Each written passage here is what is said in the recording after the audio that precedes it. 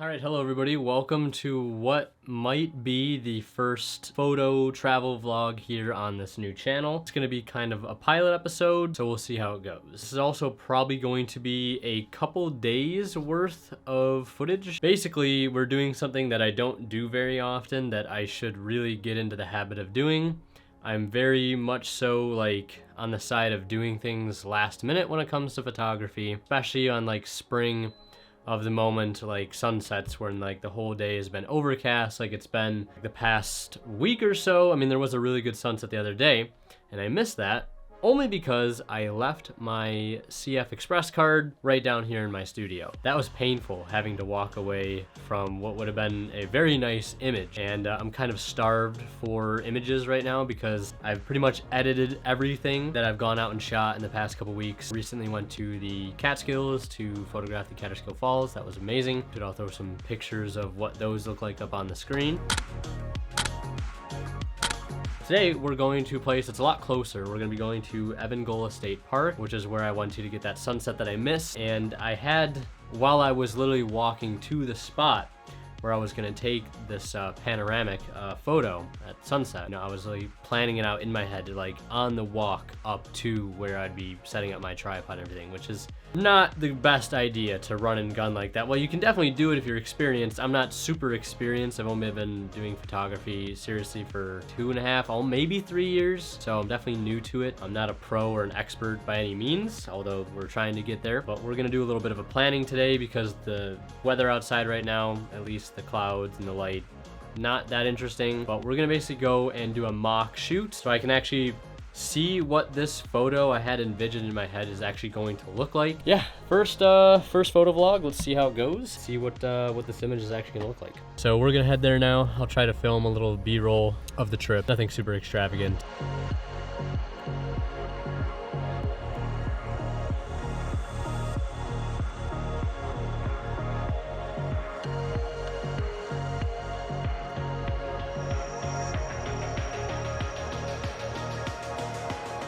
So we are here on location. Got the DJI Osmo rolling in case I need to put this camera away because it's not weather sealed.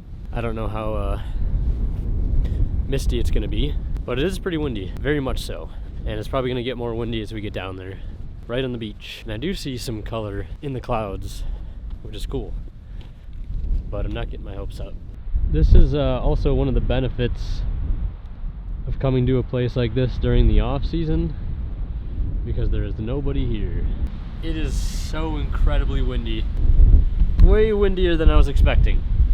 Now, the only thing I'm thinking is maybe I set up my nodal slide here and then walk it down so I don't have to set it up down there because it's probably going to be a lot colder down there. The more I can keep my gloves on, the better. Oh yeah. You can probably barely hear me talk because of how windy it is here. Down here we have a little stream that this is really only here ever during the winter thaw, and it's actually really nice. This is where I actually took one of the photos on my website, Radiant Shores. I was right down there, but it was during I want to say it was during the late winter. I would have brought the dead cat for this, but the one I have doesn't fit on this microphone. I'm having to have my back to the wind so you guys can hear me, but it is brutal out here. Yeah, I can just see my audio meter in the red, which means it's peaking. Let's walk down this slippery slope here. Extremely muddy, that's why you gotta bring the muck boots. Whoa. Which the last time I came here and I was talking about how I forgot my SD card or my whatever memory card, I also forgot these boots that I got on. They're made by Dry Code. Good boots. Wow. I'm gonna walk over to where I was planning on getting the shot from. I was either gonna be somewhere here. This is a super wide angle lens, so it's definitely not gonna look like this at 24 millimeters. Panorama, maybe get some of this here at the bottom. There's kind of like a little dam built here, but this is where I was thinking about getting this shot because you could get the ice feature on the beach in there. maybe a little bit of this at the bottom of the frame, and then point out there, which I think it's called Farnham Point, which is that rocky cliff edge that kind of cuts off there. And then way out there you can see the city of Dunkirk. I've really never noticed this before, but it's a very nice feature, and you can see the color of the shale drastically change from a darker gray color to a light gray before it goes into the sediment and the small stones that have been eroded and things like that. Really cool feature, actually. All right, so we're gonna set up the Nodal Ninja here. Take the tripod off the bag. And the neat thing about this is it doesn't go on a ball head or anything. So we just take this off and then got it right at the top of the bag. So we can just pull this out. 2 pieces. Take the gloves off for this, which I don't want to do, but it'll help me work faster. So here's the bottom of it. Screw that on the top there.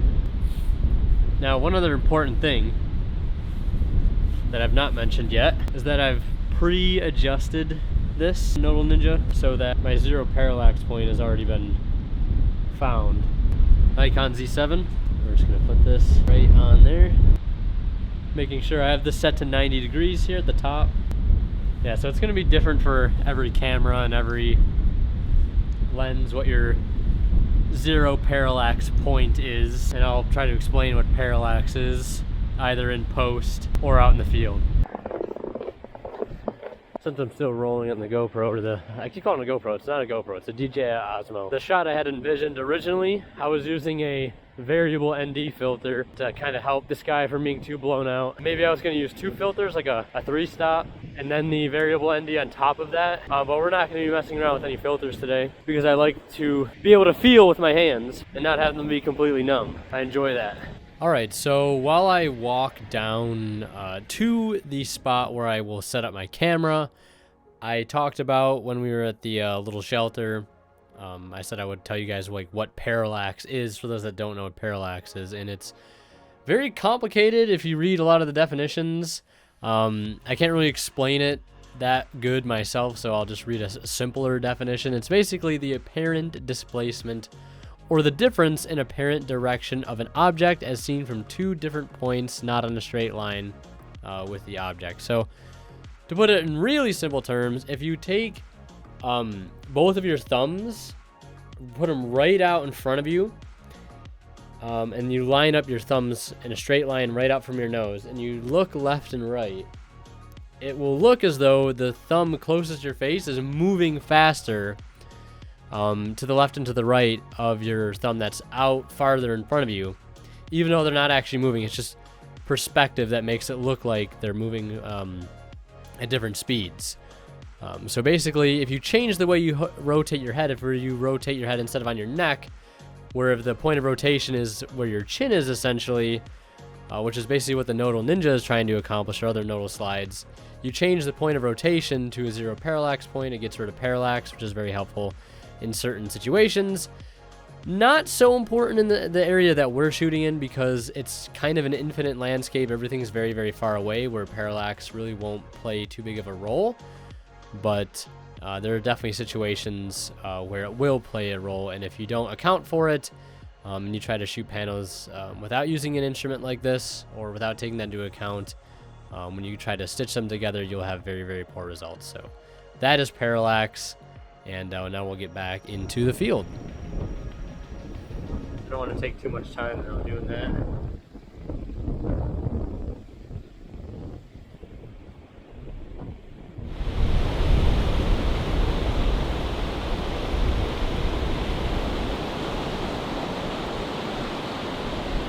So I have it set to rotate every 15 degrees. I think that's what I used last time, and it stitched really well. So that's what I'm going to use this time. And we're just going to shoot a couple brackets through the pano. It's probably going to be like 8 or 10 photos, and we'll just go with that and see how it goes.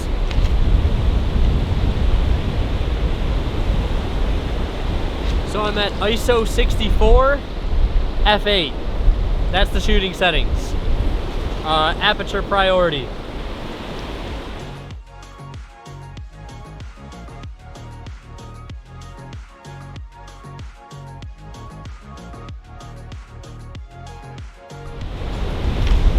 I might experiment with a multi-row too, just going up like 7.5 degrees.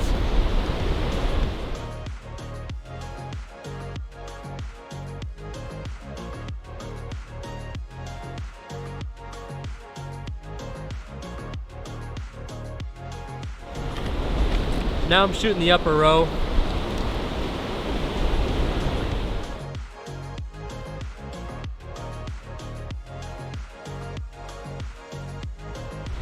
I also have a 5-second timer set so that once I press the shutter, any vibrations that are there have a chance to settle before the photos start being taken. And that is the last bracket shooting right now. So I think that is pretty much going to conclude our shoot out here, and we're gonna start heading back because this battery's about to die. Okay, everybody, we are back from our little shoot at Evangola State Park. Feels great to be back inside where there is no wind and it's a lot warmer. So everything has loaded in. I'll back up these photos in a minute. Let's go ahead and take a look here at one of the first images, and I kind of want to go back towards the end because this is where I think I got dialed in the exact amount of panels that I wanted to shoot. I think early on I wasn't exactly sure, so it would be 1, and these are our brackets too, so it's gonna look like the same photo 3 times over. This is probably our -1, neutral, +1, -1, neutral, +1, and that's 1 stop underexposed, 1 stop overexposed, and there's reasons for shooting brackets, obviously. And I won't go into too much detail here, but obviously when you shoot in that -1 exposure, usually in situations where like there's maybe the sun involved or something that's really bright, which we didn't have in this case, so we didn't really need to shoot brackets, but I just wanted to make sure I had all my bases covered.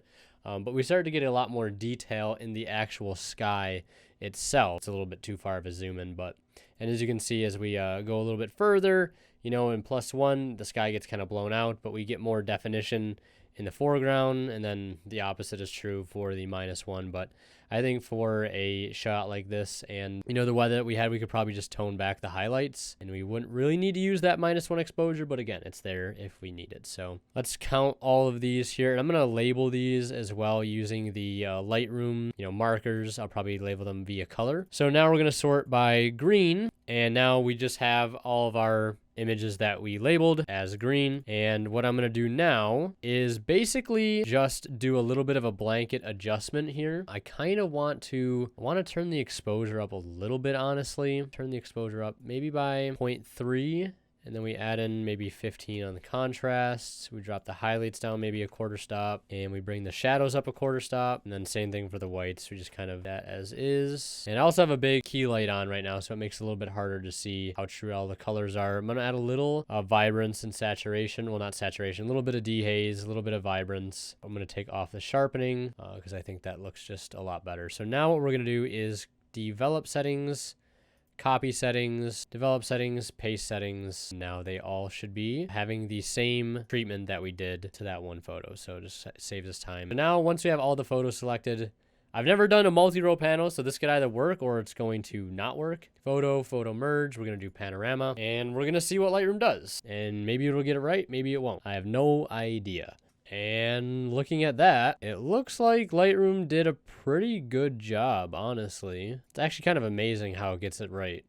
And this is a low res preview. And I have the auto crop on, so because if I take it off, it's showing basically how it stitched everything. You can also do like boundary warp too, which will kind of like give you back what you lost essentially. Auto cropping, which just for the sake of this, I'm just gonna do auto crop and leave it.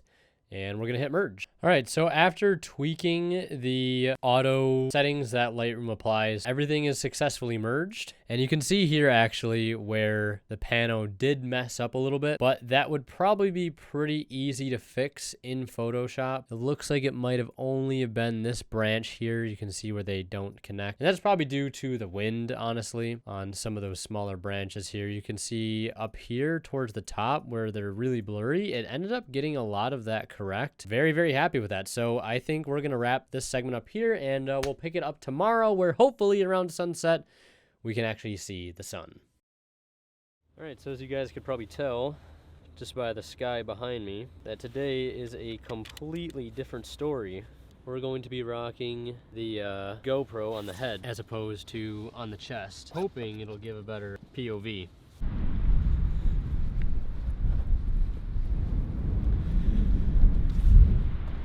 I mean, just look at it out here. compared to yesterday. Like, you almost would think I filmed this video like several months apart, but nope, 24 hours later. Crazy what'll happen. Now, things are looking good as they are, but looks can be deceiving. I've had this happen several times where I'll rush out for a sunset, which we didn't do this time. This is all planned, but I've definitely rushed out to a few last minute sunsets. There seems to be this reoccurring phenomenon on the horizon of the lake here, where I get what I call a cloud wall, where it'll look beautiful as the sun's still a decent way up in the sky. But as you get out to an infinite, seemingly infinite horizon, the clouds, big gray wall of clouds, right at the very end where you want the sun to be, right on the horizon, reflecting all of the light onto whatever lower hanging clouds are left. But then it just goes right behind a gray wall and everything is ruined. But I don't see that today as I get closer and closer to the shore, which is huge. So yeah, as you guys can see, we ended up losing a good chunk of shale to some sand pile up, which honestly I wasn't expecting that to happen. Not that quickly, over literally one day, but it has changed very quickly. The waves are also coming up a little bit higher as well, so that might be an issue. So there was a big pile of like rocks and stuff over here yesterday, rocks and sand all over here, where I set my tripod on this tripod I'm using right now, and it's all washed away. The tide must have came up very high last night to give us what we have now, hence the missing features in the rock over there.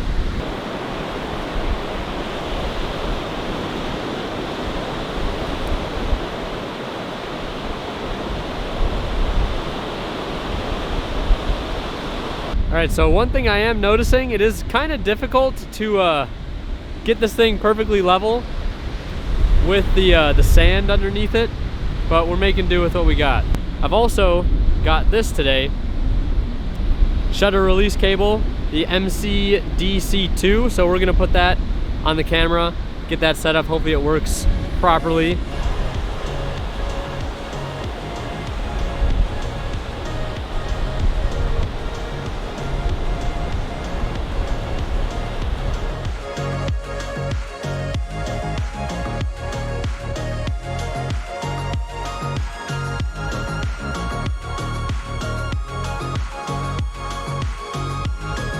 Another thing I'm noticing as well is that the wind, being as strong as it is here, kind of shakes the camera a little bit, so I'm trying my best to deal with that right now. It's definitely going to make this a little bit more difficult than I would like it to be, but that's just the nature of the job. Alright, the lighting is starting to get really good. I just had to put in a new memory card because the other one is full. Luckily I brought that other one with me. It's coming in clutch today, not for the reason I thought it would, but it's still coming in clutch regardless, so the light's really good. We're gonna start shooting.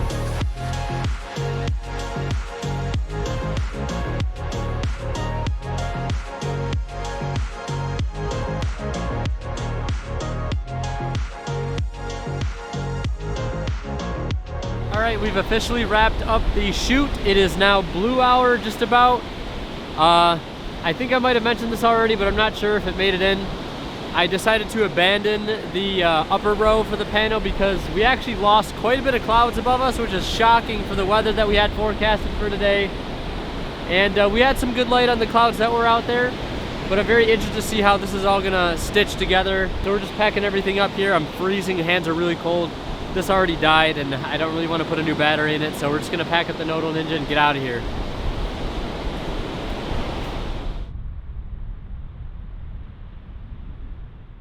Alright everybody, it is the following day from when we just left off. We do have the final result. I did go through my Lightroom catalog a couple times and I did build a couple panos from different points in time. I think this one is the one I like the best. I don't really like all of them. I'm not super crazy about them. I don't think any of these are going to be like a portfolio level shot. The weather really didn't pan out the way I was hoping it would.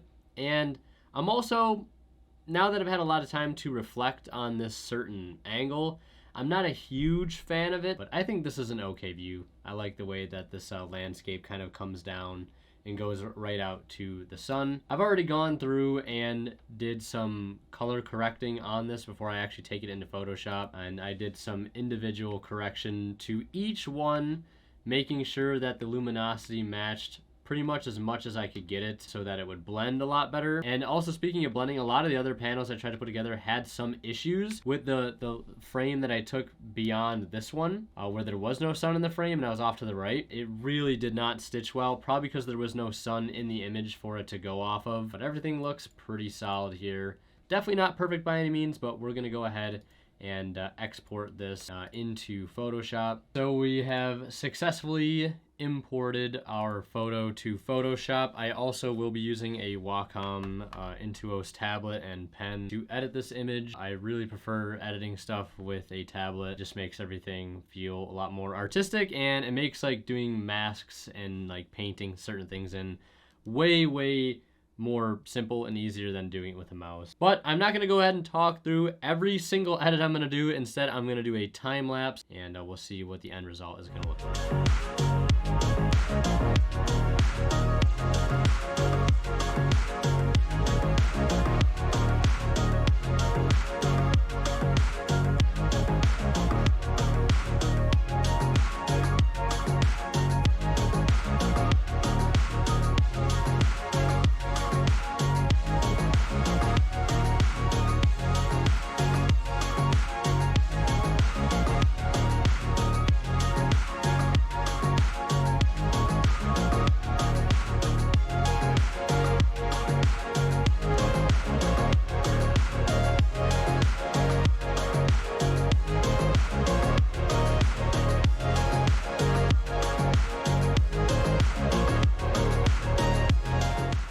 That is going to wrap it up for this image. I think it's maybe been about 30 to 45 minutes of actual straight editing. I don't think this was an image that needed too much done to it to begin with. So this is the adjusted raw right out of Lightroom, not out of camera. Then this was a bit of Color Efex Pro, which is the Nick Collection filter. If you guys do not have this, it's a good plugin for Photoshop I would recommend. I think they just came out with a brand new one too. Yeah, Color Efex Pro 5. And then we ended up doing some super highlights. So as you can see, I thought the sun in this little area here was a little too hot. So I just tweaked it back a little bit by creating a super highlight mask and just sort of dragging down the luminance on that. Did a dodge and burn, which kind of accented a little bit of the highlights in certain areas, like on the ice here, some of the reflections on the water and on these rocks, and a little bit on the trees too, very subtle. Then we did a little color surgery. This is very minute, not super noticeable. All I did was warmed up certain sections of the rocks and the ice that was like catching the warmth of the sun. And then I did a little blue reduction, which you can see a little bit more, pulling some of the blue cast out of the ice, which normally has a nice white color. But because of things like white balance discrepancies, etc., the camera can end up making things a little bit bluer than they actually are. And you can see I actually did the gazebo over there as well, just by using a lasso. It's very subtle. If I zoom in a little bit and turn it on and off, you can see we get more of that white color that the gazebo actually is back into the picture. Shadows here, I just raised up the luminance of the shadow foreground. Then one of the biggest things I ended up doing was the object removal. And you can see I pretty much got rid of all of the footsteps in the sand down at the bottom of the frame. A lot of that was just using the spot healing brush. Got rid of a lot of that on its own. Surprising how good it's gotten. And then the rest of the things that kind of missed and some other things I wanted to fix, I just went through manually and did with the clone stamp. Threw a high pass filter on it to add some sharpening, a little before and after. Again, really not much was done to this image. It looks like a lot, but really not much done at all. And I think that's totally fine. So that's going to wrap it up for this episode. I hope you guys enjoyed. I hope you're looking forward to seeing more of these. I'm looking forward to making more. It was very fun. Thank you guys so much for watching, and we'll see you in the next one.